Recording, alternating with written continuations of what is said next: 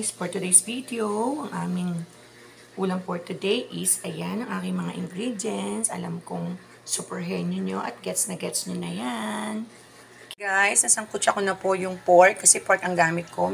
Hate ko ang bakal kasi kaaway ko siya. Pero sa inyo, kung ayun ang gusto nyo, bahala kayo. Kayo ang masusunod. Ayan, ibuboard ko na po siya hanggang sa lumambot bago ko siya timplahan as kare-kare. Ayan, nag-shortcut na tayo. Ito na po ang aking special kare-kare. My God, guys. Tatak pa lang ako. Halos 20s pa lang ako. Niluluto ko na to. Dahil all-time favorite nila to talaga, guys. Ang aking kare-kare. Diba? Super rich in peanuts. Yes, may mga peanuts po yan na dinurog. Kaya super yummy. O, diba? Panira lang yung usok, guys. Diba? Nakakagigil. Ayan, tanggalin natin ang usok.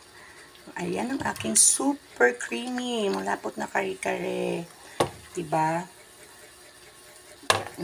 Tapos may turn siyang bagoong, diba guys? Solve na solve ang ating lunch. Okay, guys. Yan guys, ang aking kare-kare with shrimp face on top. So, pwede naman din talaga kayo maglagay ng shrimp face on top, guys. Ayan. O, diba? Sarap. Super yummy talaga, guys. Kaya all-time favorite nila ito lagi. Nire-request nila sa akin medyo matrabaho lang. Kaya tamad talaga akong gawin siya, guys. Ayan, diba? Super yummy. Ayan, guys. Ang sarap talaga ng aking kare-kare. Thank you, guys.